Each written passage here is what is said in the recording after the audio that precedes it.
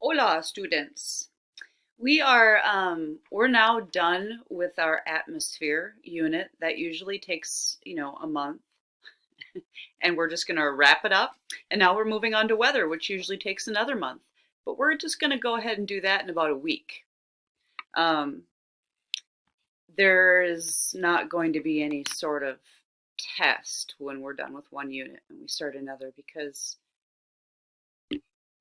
I think we have enough on our plate, right? We don't need to have a test. So I've kind of thrown that idea away. I've let go of that. But we do still have some work to do.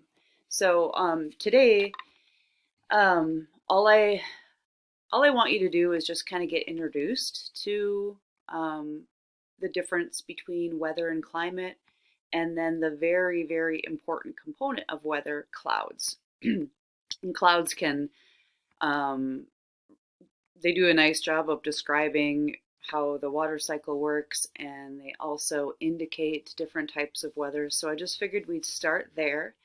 And then next week on Monday, you guys should look for a pretty solid plan moving forward for the remainder of what we're doing.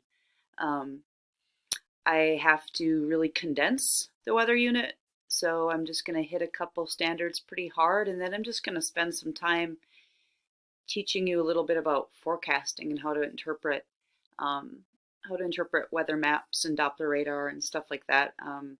Just because it's a good life skill.